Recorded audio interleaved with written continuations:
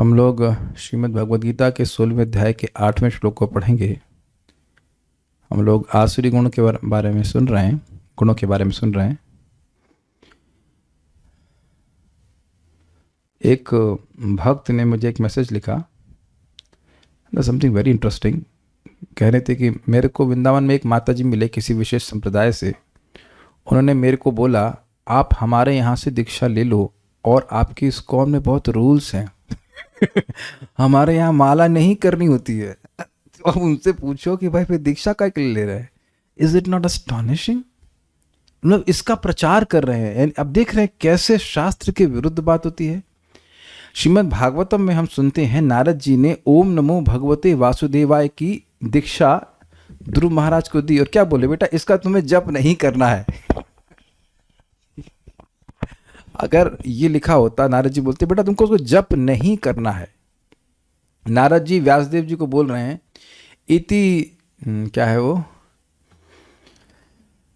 इति मंत्र विधानेन मंत्र मूर्तिम अमूर्तिकम यजेत यज्ञ पुरुषम स सम्यक दर्शन पुमान। इस वैष्णव मंत्र के उच्चारण के द्वारा व्यक्ति भगवान की आराधना करता है और इसके द्वारा भगवान को देखने में समर्थ होता है। देख रहे हैं कि कैसे शास्त्र के विरुद्ध बात बोली जा रही है।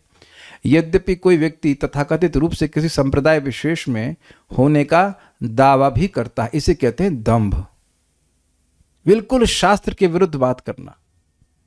और इसीलिए मैं चाहता हूं कि भक्त लोग भक्ति करते रहें और श्रवण करते रहें, नहीं तो ऐसे लोग बिल्कुल घूमते रहते। परम पूज्य भक्ति पुरुषोत्तम महाराज समझा रहे थे कि देखिए, जब तक व्यक्ति भक्ति नहीं करता है लोग उसको डिस्टर्ब नहीं करते हैं, लेकिन थोड़ा भक्ति करना शुरू किया, अर्थात भक्ति की लता थोड़ी थोड़ी उग रही है, तो बहुत सारी बकरियां आसपास घूमने लगती हैं उसको खाने के लिए। और वो माता जी यहाँ तक नहीं रुकी, उसके आगे क्या सुनते हैं, अद्भुत बातें बोलने कह रही हैं। मन से भगवान का ध्यान करना होता है। अरे तुम्हारा मन इतना पवित्र है कलयुग में कि तुम्हारा ध्यान भगवान में लगे। और ये नहीं बताया कि सतयुग में ध्यान का प्रोसेस था, अभी ध्यान का प्रोसेस नहीं है। फिर दूसरी बात शास्त्र से विरुद्ध बोली। फिर कहती हैं मेरी बड़ी बहन उनके साथ जुड़ गई, मुझे बोलती हैं सबका एक गुरु होना चाहिए, तू इस्कॉन में प्रभुपाद को छोड़ दे। अब इसका क्या शास्त्र का आधार है? कॉलेज में मान लीजिए कोई लड़का बीकॉम कर रहा है और लड़की कर रही है बीए, तो दोनों के गुरु एक ही होंगे। वही बीकॉम करा देंगे, वही बीए करा देंगे। जितने इंजीनियरिंग कॉलेज है, काहे अलग अलग इंजीनियरिंग कॉलेज है, सबके गुरु एक ही हैं। अब देख रहे हैं कि कैसा दोष सिद्धांत रूप में पड़ा हुआ है। और तो सुनिए भाई, हमको इसलिए बोला कि कैसे आसुरिक विचार प्रस्तुत करते हैं लोग, यद्यपि वह दिखाने में वैष्णव वेश में है।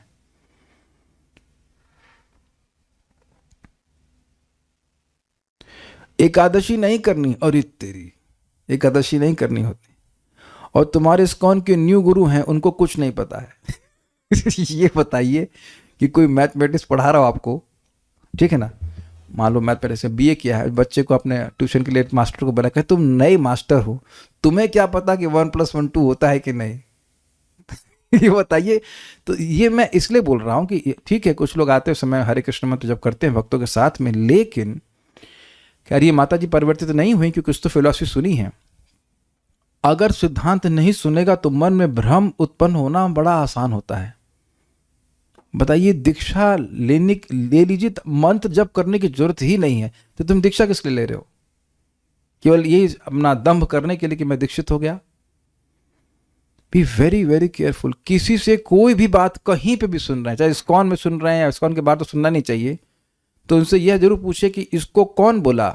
इस्कॉन का मतलब एक है कि इसको कौन बोला, क्या भगवान बोले, क्या प्रामाणिक आचार्यगण बोले? तुम इस्कॉन के हो ना, तो इसको इस्कॉन में पहली प्रश्न किया था, इसको कौन बोला? Books are the basis. अगर इसको भगवान नहीं बोले तो फिर हम इसको स्वीकार नहीं कर सकते, या भगवान के प्रतिनिधि नहीं बोले तो हम स्वीकार नहीं कर सकते। Outrageous statements people are speaking. ये है कलयुग का ग्लोरी। इससे एक और बात प्रमाणित होती है कि प्रचार के लिए ज्ञान की जरूरत ही नहीं है। ये आपने देखा? या आप लोग देख रहे हैं कि उनको ज्ञान नहीं है फिर भी प्रचार कर रही हैं। तो अगर आप कहें कि हमको बहुत ज्ञान होगा तब प्रचार करेंगे, नहीं। आदमी प्रचार करता है जब उसको कन्विंस होता है कि जो बोल रहा है वो सही है, बस। उसको सही बोलने की जरूरत नहीं है, उसको वो बोलने की जरूरत है जिसको वो मान रहा है वो सही, और प्रीचिंग होने लगती है। उनको भी तो ऐसी प्रीचिंग किया गया ना। हाँ सही बात है कि सही प्रचार के लिए ज्ञान की जरूरत है, लेकिन सही प्रचार के लिए भी ज्ञान और श्रद्धा दोनों की जरूरत है। विश्वास होना चाहिए कि ज्ञान सही है और ज्ञान से लोगों को लाभ होगा। तो ऐसा नहीं है कि आसुरिक जो संपदा है वो केवल असुरों में ही होती है। तथाकथित भक्तों में भी इस प्रकार का भी विचार आ जाता है कि आपको भजन करने की कोई जरूरत नहीं है, भजन क्रिया के बिना ही आपकी अनर्थ निवृत्ति हो जाएगी। एनीवेज, तो हम असुरों के बारे में सुन रहे हैं। हमने सुना था 16.7 में क्या सुने थे, प्रवृत्तिम च निवृत्तिम च जनाना विदुरासुरः न शौचम नापि चाचारो न सत्यम तेषु विद्यते। असुरा न विदु, असुरगण नहीं जानते। क्या नहीं जानते हैं? प्रवृत्ति नहीं जानते हैं, निवृत्ति भी नहीं जानते हैं। किस चीज़ में प्रवृत्त होना चाहिए और किस चीज़ से निवृत्त होना चाहिए नहीं जानते हैं इस प्रकार के लोग। न शौचम नापि चाचारो, ना तो वह पवित्रता जानते हैं और न ही आचरण जानते हैं, न सत्य उनका जीवन में होता है। ठीक है, अब हम लोग आगे सुनते हैं वो बोलते क्या है। सत्य नहीं होता है, इसका उदाहरण इस श्लोक से समझ में आता है। एकदम झूठ बात बोलते हैं। असत्यम अप्रतिष्ठम ते जगदाहुर अनीश्वरम, असत्यम अप्रतिष्ठम ते जगदाहुरनीश्वरम्। अपरस्पर संभूतम किमन्यत् काम हेतुकम्, अपरस्पर संभूतम किमन्यत् काम हेतुकम्। असत्यम अप्रतिष्ठम ते जगदाहुर अनीश्वरम्, असत्यम अप्रतिष्ठम ते जगदाहुरनीश्वरम्। अपरस्पर संभूतम किमन्यत् काम हेतुकम्, अपरस्पर संभूतम किमन्यत् काम हेतुकम्। असत्यम अप्रतिष्ठम ते जगदाहुर अनीश्वरम्, असत्यम अप्रतिष्ठम ते जगदाहुरनीश्वरम्। अपरस्पर संभूतम किमन्यत् काम हेतुकम्। अपरस्पर संभूतम किमन्यत् काम हेतुकम्। बोलिए। असत्यम अप्रतिष्ठम ते जगदाहुरनीश्वरम्। असत्यम अप्रतिष्ठम ते जगदाहुर अनीश्वरम्, अपरस्पर संभूतम किमन्यत् काम हेतुकम्। अपरस्पर संभूतम किमन्यत् काम हेतुकम्। ये अलग अलग फिलॉसफीज हैं जो आसुरी होती हैं। वे कहते हैं कि यह जगत मिथ्या है, इसका कोई आधार नहीं है और इसका नियमन किसी ईश्वर द्वारा नहीं होता। मतलब ईश्वर है ही नहीं। जब जगत है ही नहीं तो ईश्वर कैसे होगा? उनका कहना है कि यह कामेच्छा से उत्पन्न होता है और काम के अतिरिक्त कोई अन्य कारण नहीं है। ते वे लोग जगत को असत्यम, मिथ्या, जैसे स्वप्न होता नहीं है, वो स्वप्नों की कोई वास्तविक अस्तित्व नहीं होता है, उसी तरह से कहते हैं मिथ्या है। या आकाश पुष्प वो नहीं होते हैं। अप्रतिष्ठम निराश्रय है, अनीश्वर मतलब ईश्वर शून्य है। अपरस्पर संभूतम एक दूसरे के संसर्ग से उत्पन्न अथवा अपने आप से उत्पन्न। उसकी व्याख्या भी आगे होगी। अन्यत किम, और क्या, इसके अलावा कोई बात नहीं है। काम है तो कम, केवल काम मूलक आहु यानी कहते हैं। गीताभूषण टीका। गीताभूषण टीका ने सभी चक्रवर्ती पाद की टीका और सिद्ध समय की टीका को भी कवर कर लिया, इसलिए केवल एक ही टीका यहाँ पे रखा हूं मैं। भगवान अब यहाँ आसुरी सिद्धांतों का वर्णन कर रहे हैं। सबसे पहले वे एक जीववादी दार्शनिकों का मत प्रस्तुत कर रहे हैं। यह जगत असत्य है और भ्रामक गलतियों से भरा हुआ है, जैसे सीप को चांदी समझ लेना आदि। ये समझते हैं? सीप देखे होंगे, सीप में थोड़ा थोड़ा चांदी का आभास होता है, तो चांदी है क्या? वहां पे नहीं है, केवल आभास हो रहा है। तो इसीलिए कह रहे हैं जगत नहीं है, केवल जगत का आभास हो रहा है कि जगत है। इस जगत की कोई प्रतिष्ठा नहीं है, जैसे कि एक आकाश पुष्प की स्थिति होती है। अर्थात वह यह ऐसी वस्तु नहीं है जिसके गुणों को ठीक से समझा नहीं जा सके, अपितु कुछ मिस्टेक है, नहीं होना चाहिए ना, नहीं होना चाहिए। यह ऐसी वस्तु नहीं है जिसके गुणों को ठीक से समझा जा सके, ये होना चाहिए, नहीं गलत आ गया। अपितु असली वस्तु के समान यह जगत है ही,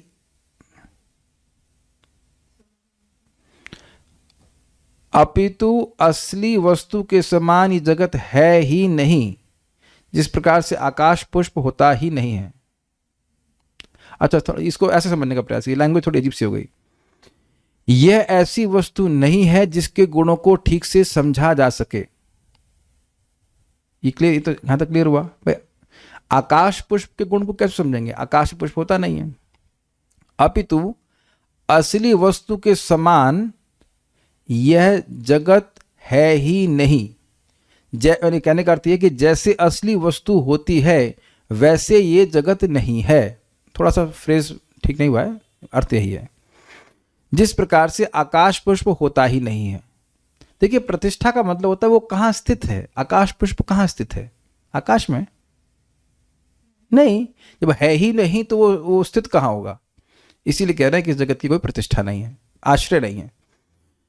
अब जब है ही नहीं तो ईश्वर कैसे होगा? जब कोई वस्तु नियमन करने के लिए है ही नहीं तो इसका ईश्वर कैसे हो सकता है? इसलिए कहते हैं अनिश्वर, अर्थात कोई भगवान नहीं है जो इस जगत की सृष्टि, स्थिति और पालन करने वाला है, अपितु भगवान की रचना भी जगत के समान मोह के द्वारा कर दी गई है। अब आप ये देखिए, कुछ दिन पहले गीता क्लास में ही ये बात आई थी कि कुछ कमजोर लोग एक सर्वशक्तिमान भगवान की रचना कर देते हैं। तो ये क्या सिद्धांत हुआ? ऐसे लोगों को आप क्या उत्तर देंगे? पूछा गया था तो उत्तर ये देंगे कि आप आसुरी हो। मतलब उस प्रश्नकर्ता को नहीं बोल रहा हूं, लेकिन जो प्रश्नकर्ता जिस लोगों को कोट कर रहे थे उनको बोल रहा हूं। मैं नहीं बोल रहा, भगवान बोल रहा, भगवान बोल रहे हैं। अब आपको समझ में आया कि भगवान श्रीमद् भागवतम में बार बार यह क्यों कहा जा रहा है कि भगवान इस जगत की सृष्टि करता है, पालन करता है और संहार करता है। कुछ समझ में आ रहा है क्यों? क्योंकि ये जो भावना है कि जगत के सृष्टिकर्ता नहीं है, कुछ नहीं है, कोई ईश्वर नहीं है, ये भावना बद्ध जीवों में बहुत ज़्यादा व्याप्त है। और इसका कारण क्या है कि अब आप कुछ भी करिए कोई फर्क थोड़ा पड़ता है। जब कोई नियामक है ही नहीं तो आपको दंड देने वाला कौन है? कोई भी नहीं है। ये बात है। यदि कोई परम भगवान होता तो वह इस प्रकार के झूठे जगत की रचना ही क्यों करता? अब देखिए, लफड़ा क्या है? लफड़ा यह है कि यह पहले ही घोषित कर दिए कि जगत झूठा है, जबकि इसका आधार नहीं है। देखिए, हम लोग भागवतम में बड़ा स्पष्ट समझ पढ़ चुके हैं, प्राधानिक सृष्टि यानी वह सृष्टि जो प्रधान से उत्पन्न है वह वास्तविक है, वो है। ऐसा नहीं कह सकते कि वो नहीं है। हमारा घर है, मतलब घर है, टेबल है, यह नहीं कह सकते कि आप केवल मान रहे हैं कि ये घर है। तो भ्रामक सृष्टि क्या है? भ्रामक सृष्टि है अविद्या की, जिसमें जीव मानने लगता है कि वह ये देह है और देह से संबंधित वस्तुएं उसकी हैं। लेकिन ऐसा नहीं है कि हमारा देह है ही नहीं, लेकिन यह कहते हैं कि देह तो है ही नहीं, ये घर है ही नहीं, ये जगत ही नहीं है। तो जब जगत ही नहीं है तो भगवान कैसे होगा? इसकी रचना करने वाला कैसे होगा? भाई, इसको समझने का प्रयास करें। रचना को देख करके रचयिता का अंदाजा लगाते हैं। Seeing the creation you can infer the creator. लेकिन जब सृष्टि ही, जो रचना है, यही भ्रामक है तो फिर सृष्टिकर्ता वास्तविक कैसे हो सकता है? समझ में आया? लेकिन इसमें गलती यह है कि ये पहले से मान लिए हैं कि सृष्टि भ्रामक है, लेकिन भ्रम सृष्टि के संबंध में है, न कि सृष्टि। भ्रम ये हो रहा है कि मैं इस जगत का भोक्ता हूं, तो ये भ्रम है, लेकिन यह नहीं कि जगत है ही नहीं। उम्मीद है कि क्लियर हो गया होगा। इसलिए वो मानते हैं कि जगत झूठा है। एक बार परम पूज्य शिवराम महाराज और दूसरे एक व्यक्ति में बहस हो रही थी। वो व्यक्ति नास्तिक थे। तो बहस इस बात पे हो रही थी कि भगवान है कि नहीं है। तो उन्होंने कहा, जो नास्तिक था उसने कहा, देखिए, भगवान अच्छे हैं और ये जगत बहुत बुरा है। तो एक अच्छा व्यक्ति इस बुरे जगत को कैसे सृष्टि कर सकता है? इसका मतलब भगवान नहीं है। तो शिवराम, समझ में आया आपको? लॉजिक समझ में आया? ये जगत बहुत बुरा है, भगवान बहुत, God is all good, this world is very bad, so how can a good God create a bad world? इसका मतलब गॉड इज नॉट देयर। ये आर्गुमेंट था। आर्गुमेंट सबको समझ में आया? तो शिवराम महाराज बड़ा सुंदर आर्गुमेंट दिए, कहे कि देखिए, हमारी बहस इस बात पे नहीं हो रही है कि भगवान गुड है कि बैड है। बहस इस बात पे हो रही है कि भगवान है कि नहीं है। आप ये मत बोलो कि भगवान गुड है कि बैड है। ये जगत आप मान ले कि ये मान लिया जाए कि भगवान बैड है, तब भी मानना तो पड़ेगा ना कि भगवान है। अगर आप ये मान रहे हो कि एक खराब आदमी खराब जगत की सृष्टि करता है, तब भी आपको ये मानना तो पड़ेगा ना कि भगवान है। अब एक अमेजिंग बात है कि वह पहले ये भगवान का गुण पहले मान रहे हैं और उसके बाद भगवान का खंडन कर रहे हैं। आप ये मान रहे हो कि भगवान अच्छे हैं, पहले ही मान लिया आपने भगवान अच्छे हैं, और फिर आप खंडन करते हो कि भगवान तो है ही नहीं। तो गुण तो व्यक्ति का होता है ना, व्यक्ति को ही जीरो करके आप उस प्रेमाइस पे कैसे उस व्यक्ति का खंडन कर सकते हैं? आपने पहले मान लिया कि भगवान अच्छे होते हैं, भगवान को अच्छा होना चाहिए। तो पहले तो आपको यानी आपने स्वीकार कर लिया ना कि भगवान हैं, फिर उससे बाद आप अपनी बात को खराब कर रहे हो कि आप भगवान अच्छे हैं, ये जगत बुरा है, और बुरे जगत की सृष्टि भगवान कैसे कर सकते हैं, अच्छा व्यक्ति कैसे कर सकता है, इसका मतलब भगवान नहीं है। ये गलत बात है। आपने पहले ही स्वीकार कर लिया कि भगवान हैं और भगवान एक अच्छे व्यक्ति हैं। लेकिन पॉइंट इज वेरी सिंपल, ये जगत बुरा है अच्छा उससे मतलब नहीं, ये जगत है और इस जगत की सृष्टि करने वाला जरूर कोई व्यक्ति है, क्योंकि सृष्टि है तो सृष्टिकर्ता होता है। लेकिन इन लोगों के संग दिक्कत यह है कि ये मान रहे हैं कि सृष्टि है ही नहीं। जैसे यहां प्रवचन हो रहा है कि नहीं हो रहा है, इजी है ना। तो प्रवचन हो रहा है तो कोई प्रवचन करता है कि नहीं है, ये भी इजी है। लेकिन अगर हो ही नहीं रहा है तब तो प्रवचन करता नहीं है ना। जब केवल भ्रम हो रहा हो कि एक प्रवचन हो रहा है तो प्रवचन करता भी नहीं है। जब प्रवचन भ्रामक है, जब प्रवचन एक भ्रम है तो प्रवचन करता भी भ्रम है। भ्रम नहीं बोला, भ्रम है। तो ये उन लोगों का आर्गुमेंट होता है, आश्चर्य लोगों का, कि ये जगत भ्रामक है, इसलिए भगवान की धारणा भी भ्रामक है, इसीलिए अनीश्वरम। ठीक है। परंतु वास्तविक रूप से केवल एक आत्मा है जो निर्गुण है और जो किसी भी ज्ञान के स्रोत के द्वारा नहीं जानी जा सकती है, और जो ज्ञान के दोष के कारण एवं अविद्या के कारण स्वयं को भौतिक जगत, व्यष्टि जीव और भगवान के रूप में परिणत करती है। जब व्यक्ति स्वयं को इस आत्मा के रूप में अनुभव कर लेता है तो उसके लिए कोई द्वैतता नहीं रह जाती और केवल अद्वैतता ही रह जाती है। उस अनुभव होने तक जो कुछ भी हम देखते हैं वह स्वप्न में हाथी, घोड़े और रथ आदि देखने जैसा है। जब व्यक्ति अपने वास्तविक स्वरूप का अनुभव करता है तो जो भी अविद्या के कारण स्वयं की व्यष्टि जीव होने जैसी कल्पना थी वह वैसे ही गायब हो जाती है जैसे स्वप्न से जागृत होने पर रथ, घोड़े आदि सब गायब हो जाते हैं। ये थोड़ा समझ में आया? देखिए, अभी हम लोग जग रहे हैं और जब हम सोते हैं तो स्वप्न में बहुत सारी चीज़ों की सृष्टि कर लेते हैं। आज हमको बड़ा खराब सपना है। क्या सपना है? हम घर ढूंढ रहे हैं, घर नहीं मिल रहा है, और इतना मैं डर गया उस चीज़ से कि जब मेरा सपना टूटा और मैं देख रहा हूँ, छत को देख रहा हूँ कि घर मेरा कितना अच्छा है, फिर भी विश्वास नहीं हो रहा है कि ये मैं वास्तविक में अपने घर में रह रहा हूँ। बहुत सपना है, बहुत सपना है। नौकरी ढूंढ रहा हूँ, नौकरी नहीं मिली। It's too much. जब सपने से बाहर आया तब भी भयभीत हो रहा था, अरे ये तो बहुत टॉर्चर है भाई। तो खैर कुछ नहीं था, हम सपने में सृष्टि कर लेते हो अपनी परेशानी की, तो वो मेरी ही सृष्टि है ना। अब ये लोग कहते हैं कि देखिए एक ही आत्मा है, और वो जब अविद्या से ग्रसित हो जाती है तो वह अपने को मानती कि मैं एक अलग आत्मा हूं, ये जगत है और ये कोई परमात्मा है, ये ना। हाँ, इसी में वो कहते हैं कि वही ब्रह्म जो है, निर्विशेष ब्रह्म, जब सतोगुण के द्वारा पकड़ ले जाता है तो वह भगवान बन जाता है। ये उनकी प्रॉब्लम है। लेकिन जब अविद्या हट जाती है तब उसको उसमें वो देखता है कि बस एक ही वस्तु है, न जगत है, न भगवान है, न मैं हूं। जबकि भगवत गीता में बिल्कुल स्पष्ट है, ईश्वर इन भगवान, जीवात्मा और भौतिक प्रकृति और काल भी, लेकिन ये तीनों चीजें शाश्वत हैं और ये तीनों चीजें आपस में कभी मिक्स नहीं कर सकती हैं। न तो आत्मा परमात्मा बन सकता है, न परमात्मा भौतिक जगत बन सकते हैं, न भौतिक जगत जीवात्मा बन सकता है। ये सब अलग अलग हैं, लेकिन ये सबको एक कर देते हैं। कुछ समझ पा रहे हैं बात? और कहते हैं भाई ये कैसे, ये जो भेद है वो कैसे नष्ट होता है? जैसे स्वप्न में व्यक्ति अज्ञान में होता है, उसको पता नहीं रहता कि वो स्वप्न दिख रहा है। जैसे ही उसकी नींद टूटती है तो सारा स्वप्न, सारा दृश्य समाप्त हो जाता है। उसी प्रकार से जो अनुभूति ऐसे हो रही है कि मैं आत्मा हूँ, मैं ये भौतिक जगत मुझसे अलग है, भगवान मुझसे अलग है, ये सब समाप्त हो जाता है जब व्यक्ति का अविद्या का आवरण हट जाता है। ऐसा उन लोग की मान्यता है। ऐसा है नहीं, लेकिन ऐसे वो मानते हैं। इससे भगवान गायब हो जाते हैं। क्या यहाँ एक जीववादी दार्शनिकों का मत ही चल रहा है? जी हाँ, यहाँ तक चल रहा है, और यही मायावाद कहलाता है। Is it okay? मायावाद में तो यही बोल रहे हैं ना कि जीवात्मा केवल भ्रम में अपने आप को भगवान से अलग मान रहा है। तुम भगवान हो भाई, इस तरह की बात बोलते हैं। क्या यही अद्वैतवाद है? जी हाँ, यही तो बता रहा हूं, मायावाद, अद्वैतवाद, कोई भेद नहीं।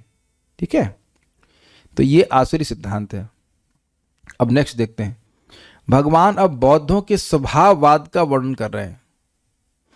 यह जगत स्त्री और पुरुष के संयोग से उस प्रकार नहीं आता जिस प्रकार एक कुंभकार घड़ा बनाता है, जिसमें घड़ा बनाने का उद्देश्य होता है, क्योंकि संतान उत्पन्न करने में भी माता पिता को यह पता नहीं होता है कि वह कैसे हो रहा है। मतलब कुंभकार को तो पता रहता है कि भाई मैं कुंभ किस लिए बना रहा हूं या कैसे बना रहा हूं, लेकिन माता पिता को यह नहीं पता रहता है कि संतान कैसे जन्म ले रही है। ये ऑटोमेटिक हो रहा है, ऐसे कहने का मतलब स्त्री और पुरुष के केवल एक बार के संयोग से ही संतान उत्पन्न हो जाती है और बिच्छू पसीने से उत्पन्न हो जाते हैं, जिसमें स्त्री पुरुष का कोई संयोग नहीं होता है। इस कारण से सृष्टि अपने आप ही अपने स्वभाव के कारण हो जाती है। मतलब यहां भी वो कहते हैं कि इसके पीछे कोई ईश्वर नहीं है। भगवान फिर लोकायत यानी चार्वाक नामक दार्शनिकों के दर्शन को कह रहे हैं। उनके अनुसार इस जगत का कोई उद्देश्य नहीं है सिवाय काम इच्छा की तृप्ति के। किमन्यत काम हेतुकम, भोगने के अलावा इस जगत की सृष्टि ही नहीं की गई है। मतलब ये जितना भी जगत है वह हमारे भोग के लिए। क्या नाम है चार्वाक का श्लोक? यावत जीवेत सुखम जीवेत, ऋणम कृत्वा घृतम पिबेत। जब तक जियो, यावत जीवेत, जब तक जियो सुख से जियो। यावत जीवेत सुखम जीवेत, तो सुख से कैसे जिए? तो कह रहे हैं ऋणम कृत्वा घृतम पिबेत, घी पी करके जियो। तो सर कहेंगे सर घी तो महंगा आता है आजकल, तो 2000 रुपये किलो हो गया। तो कहते हैं ऋणम कृत्वा, ऋण लेकर के पियो घी। तो फिर कहते हैं अरे ऋण देना पड़ेगा ना। तो कह रहे हैं भस्मीभूतस्य देहस्य किम पुनरागमन भवेत, जब ये देह भस्मीभूत हो जाएगा तो दोबारा किसको आना है? कोई कहे कि भाई इस ऋण हम इस जीवन में नहीं चुका पाए तो अगले जन्म में चुकाना है। कहते ना, कुछ नहीं चुकाना है, सब भस्मीभूत हो जाएगा। चोरी करके, डकैती करके, कैसे भी करके भोगो, बस ये बात है। यानी इस जगत का उद्देश्य हम लोग एंजॉय करें, और इसे कहते हैं हीडोनिज्म। समझते हैं? Be what is that? Eat drink and B Mary. इस पे याद आती है बात प्रभुपाद जी की। प्रभुपाद से एक शिष्य ने पूछा कि ये कैसा ऋषि है, घी पीने के लिए कह रहा है, भारत का ऋषि। तो प्रभुपाद कहे भारत का ऋषि है इसीलिए घी पीने के लिए कह रहा है, वाइन पीने के लिए नहीं कह रहा है। तो सेल्फ ग्रेटिफिकेशन का स्टैंडर्ड है कि व्यक्ति घी का बना हुआ खाना खाए, घी पिए का मतलब घी की खूब प्राचुर्यता रहे, ये अर्थ है। इस संबंध में भगवान अब बौद्धों के स्वभाववाद का वर्णन कर रहे हैं। ये क्या दोबारा आ गया क्या? आई थिंक ये दोबारा प्रिंट हो गया इसमें, नहीं वही था, मैं पीछे चला गया था। ठीक है, ये हो गया ना। उनके अनुसार इस जगत का कोई उद्देश्य नहीं सिवाय काम इच्छा की तृप्ति के। इस संबंध में और कुछ नहीं कहना चाहिए। कि मन्यत काम है तो मतलब और क्या है भाई, और क्या कहते हो, खाली भोगने के लिए चाहिए। देखिए मैं यहाँ पे आ रही बात मैं रिपीट कर रहा हूँ कि एक बार मैं अपनी बुआ जी के यहाँ गया हुआ था, तो हम भक्ति में कुछ आ गए थे। तो वहाँ एक प्रिंसिपल थी, वहाँ के पब्लिक स्कूल की, प्रसिद्ध पब्लिक स्कूल है। तो वो बिल्कुल स्पष्ट चार्वाक की चेली लग रही थी। मेरी कभी कहाँ भक्ति कर रहे हो, ये जीवन भोगने के लिए है। ये प्रिंसिपल है एक प्रिंसिपल का, तो बताइए बच्चों को क्या सिखाएंगे? ऐसे प्रिंसिपल्स की अनुगत्य में बच्चों को भेजा जा रहा है। Think about this. एनीवेज, उनके अनुसार इस जगत का कोई उद्देश्य नहीं है, पर हाँ स्त्री और पुरुष के बीच काम ही इस जगत का कारण है और सभी कर्मों की प्रेरणा देने वाला है। काम है तो कम समझ में आ गया। स्त्री पुरुष के बीच में काम इच्छा होती है, बच्चे पैदा होते हैं, लोग भोगते रहते हैं। इस प्रकार के अलावा और कोई जीवन में उद्देश्य नहीं है। एक और इंटरेस्टिंग है, काम हेतुकम का एक और अर्थ है जैन दार्शनिकों के अनुसार। उनके अनुसार इस जगत का कोई भी हेतु हो सकता है और यह व्यक्ति की तर्क शक्ति के ऊपर आधारित होता है। कि मन्यत काम हेतुकम का अर्थ बताया कि जैसी आपकी काम अर्थात इच्छा हो, जो आपकी इच्छा हो वो मान लीजिए इस जगत का उद्देश्य है।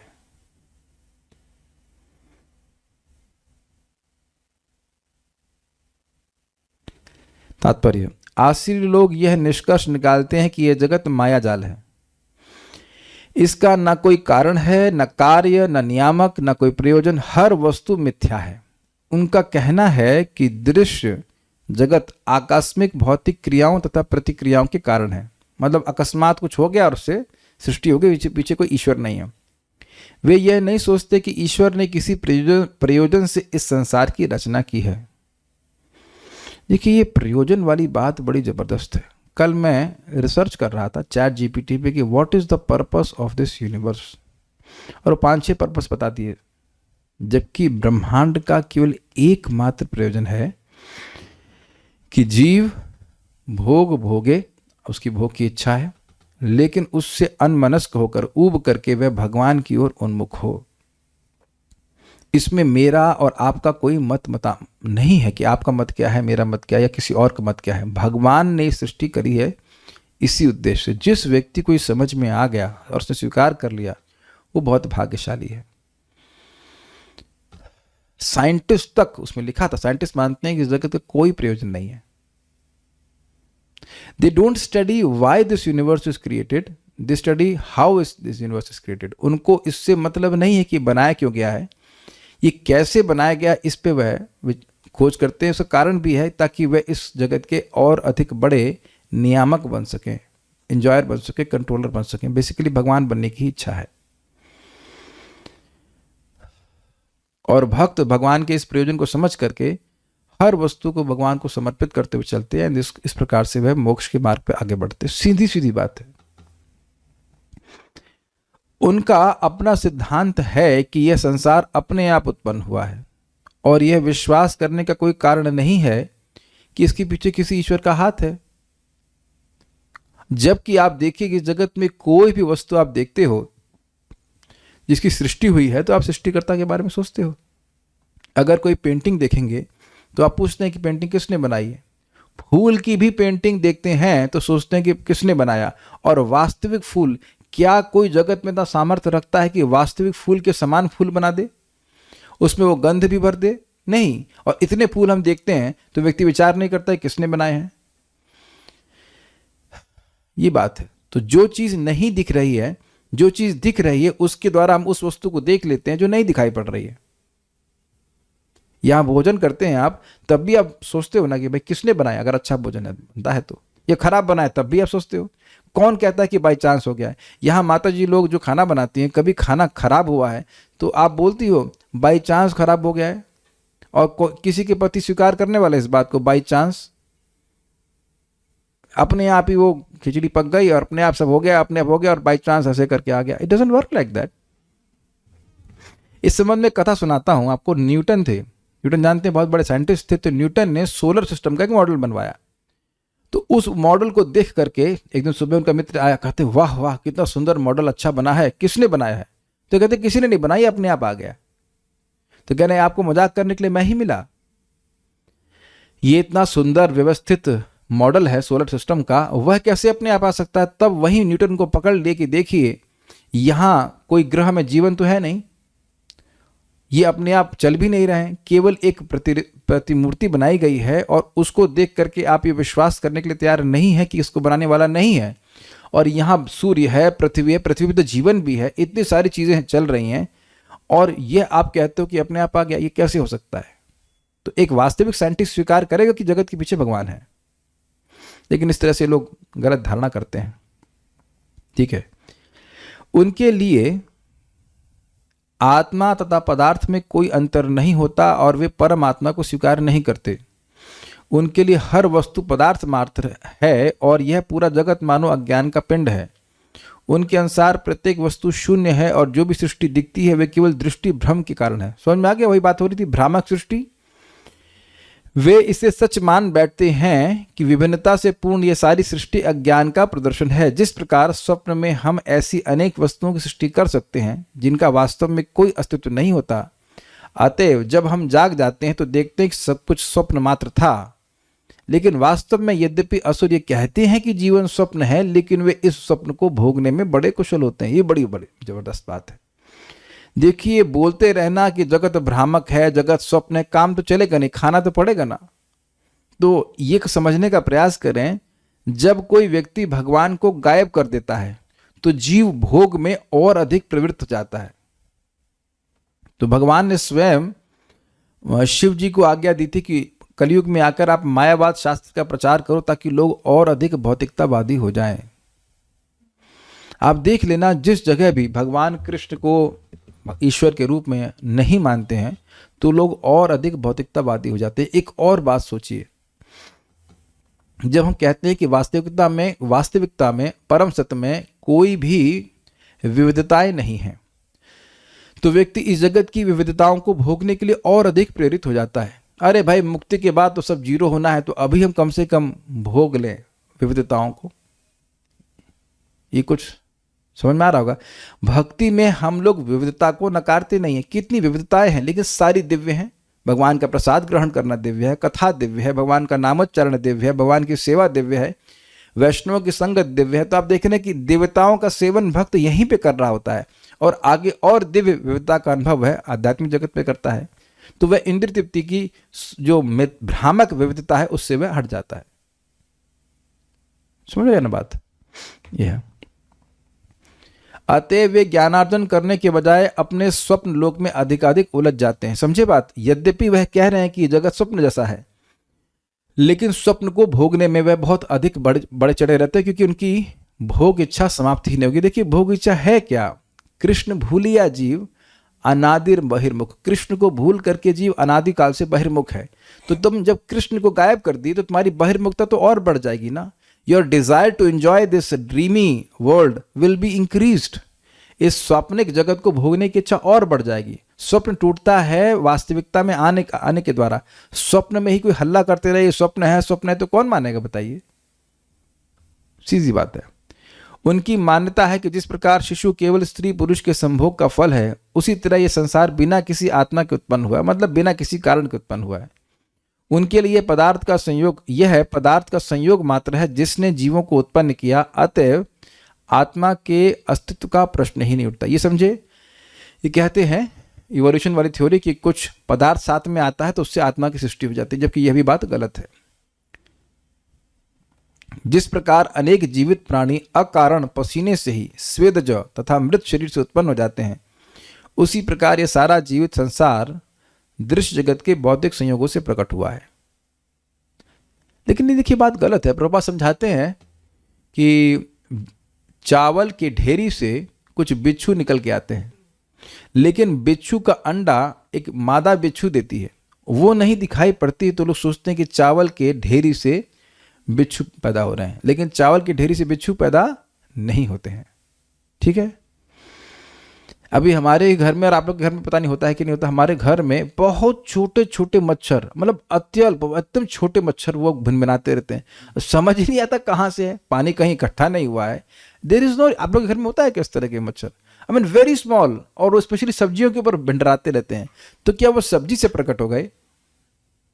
क्या आप ही मानेंगे वो छोटे छोटे मच्छर है वो सब्जी से प्रकट होते हैं? सब्जी के आसपास भिंडरा रहे होते हैं, लेकिन वो सब्जी से तो ना प्रकट हुए। कोई मादा मच्छर होगी और पिता मच्छर होगा, उससे प्रकट हुआ। यद्यपि आपको माता पिता नहीं दिख रहे हैं। यस, कुछ खाने के भी ऊपर आ जाते, तो क्या खाने से प्रकट हुआ? आप उसके स्रोत को नहीं समझ पा रहे हो, ट्रैक नहीं कर पा रहे हो, उसका मतलब यह नहीं कि वो पदार्थ से उत्पन्न हो गया।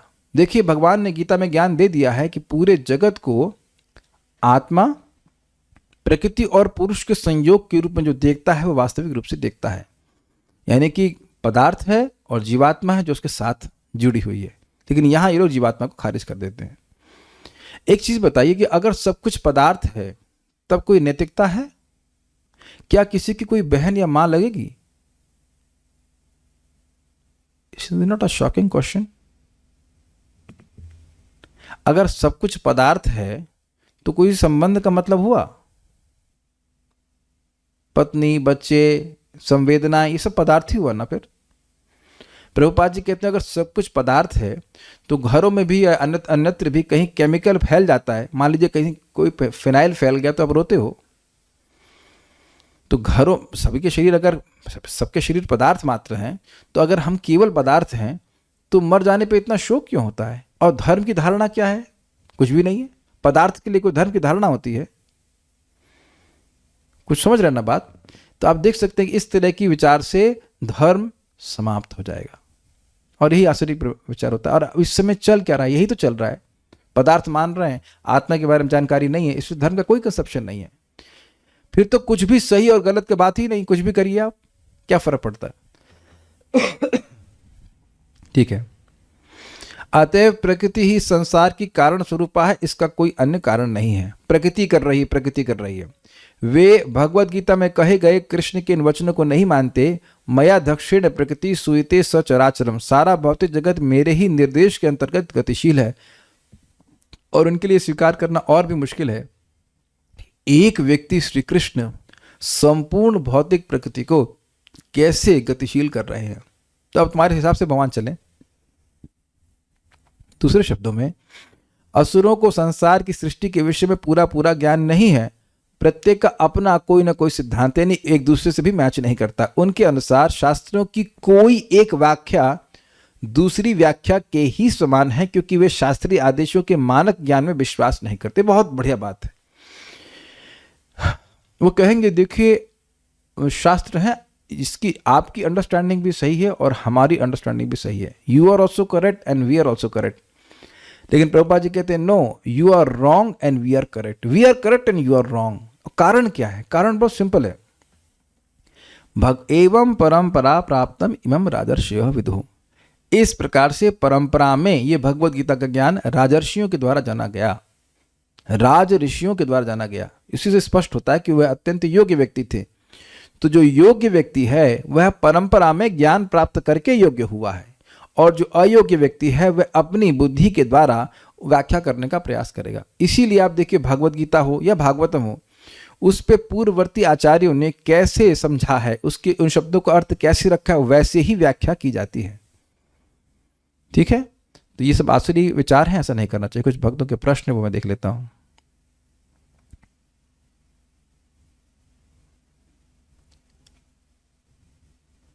मेरे घर में बहुत आ गए, कैसे जाएंगे प्रभु जी? अरे ये देखिए, ये अच्छा प्रश्न है। चलिए ठीक है। जैसे फंगस और एल्गी देखिए अब आप समझ रहे हैं ये जो प्रश्न किया गया, हम नाम तो खैर नहीं रख रहे हैं, कि मेरे घर में बहुत मच्छर आ गए, ये कैसे जाएंगे। तो क्या मच्छर कैसे जाएंगे ये प्रश्न किया, इसलिए उदाहरण दिया गया था इसका। और ये भक्त जो है खूब मजाक कर रहे थे, हंस रहे थे। तो क्लास में हंसे ठटोली करते रहेंगे तो यही प्रश्न निकलेगा। क्या इस बात पर चर्चा हो रही थी कि मच्छर कैसे भगाएं? चलिए और नहीं डांटते, छोड़ दे रहे हैं। जैसे फंगस और एल्गी लग जाती है तो वो तो ऐसे ही लग जाती है, और वो उसी खाने या पानी से ही आई है। बायोलॉजी कहां तक पढ़ी थी आप? तो आप देख लीजिएगा कि एल्गी क्या होता है, फंगस क्या होता है, उसमें भी तो जीवात्मा होती है। थोड़ा बायोलॉजी पढ़ लीजिएगा। हमें ऐसे लोगों को प्रवर्तित करने का प्रयास नहीं करना चाहिए ना। देखिए ये एक मेरा अनुभव है कि जो लोग सिद्धांत में ऐसे, मतलब जिनका दिमाग खराब होता है, उनको कृष्ण भावना के बारे में बताने से कुछ नहीं होता है, बिकॉज वो स्वीकार ही नहीं करना चाहते। जो सिंपल व्यक्ति है, जो अपने को ज्ञानी नहीं मान रहा है, उसको तो आप बता सकते हो। बाकी ऐसे लोगों के संग केवल माथा बढ़ा सकते हैं, वो कुछ नहीं, आपका टाइम खराब करेंगे। फिर जब वो पूरी तरह से हार जाएंगे तब भी वह बात मानने वाले नहीं हैं। ये मैंने ट्रेन में खूब करके देख लिया है। You they get destroyed, not destroyed, defeated roundly and स्क्वायरली, समझते हैं। उनके हर तरह से वो, उनके कोई आर्ग्यूमेंट में दम नहीं है। फिर कहेंगे देखिए आप भी सही, हम भी सही, बात खत्म। तो आपका केवल समय खराब होता है। उतनी देर में भगवान का नाम जप कीजिए। बहुत से लोग ऐसे हैं जो कृष्ण भावना को स्वीकार करना चाहते हैं, वो नाम जप करने लग जाएंगे, उनको सिखाना चाहिए। I don't waste time on such people, absolutely not. तो जो बेसिकली लोग केवल मजाक करना चाहते हैं, कुछ समय बिताने के लिए करना है, कुछ काम वाला हिसाब किताब है, तो ऐसे लोग को नहीं देना चाहिए। ऐसे में अगर कोई पुस्तक ले ले, प्रसाद खा ले, बस ठीक है। प्रभुपाद स्वयं उनको प्रीचिंग करें अगर होना चाहते हैं तो, नहीं तो we just waste of time. हम लोग सोचते हैं कि लॉजिक के द्वारा, इसके द्वारा उनको समझा देंगे, होता नहीं। जिसके पास पुण्य होता है वो एक बार में ही समझ जाता है, और जिसके पास पुण्य नहीं है वो टाइम बर्बाद करता है। तो टाइम बर्बाद अपना नहीं करना चाहिए, ना ही उनका। इसीलिए भगवान कह रहे हैं कि जो श्रद्धालु हैं उनको ज्ञान देना चाहिए। श्रद्धालुओं को बहुत ज्ञान देने की जरूरत है। उनको भी तो फालतू में पकड़ने वाले लोग हैं ना, कि दीक्षा में माला जप करने की कोई जरूरत नहीं है, बेचारे वही फंस जाते हैं। तो आई वुड प्रेफर कि ऐसे लोगों को प्रचार नहीं किया जाना चाहिए। सामर्थ्य अगर आप किसी को चेंज करने तो अलग बात है, लेकिन होते नहीं है, वो सुनना ही नहीं चाहते, वो सुन ही नहीं रहे होते हैं। आपको लग रहा है वो आपकी बात सुन रहे हैं, लेकिन वो सुन ही नहीं रहे होते। जो कोई फॉर एग्जाम्पल अगर कोई ऐसे कह दे कि एकादशी करने की जरूरत ही नहीं है, तो आप उसको आप क्या समझाएंगे? वो पहले ज्ञानी होकर बैठ गया कि एकादशी करने की जरूरत ही नहीं है। जब कोई व्यक्ति शास्त्र पे विश्वास करेगा तब तो उसे कुछ बोला जाएगा ना. I don't waste time on that people. उस उतने समय में कितने अच्छे अच्छे और भक्त हैं, ये पोटेंशियल भक्त, उनको सिखाया जा सकता है. So we preach to such people. Okay, so we'll stop here. Shrimad Bhagavad Gita की जय. श्रील प्रभुपाद की जय. निताई गौर प्रेमानंदे.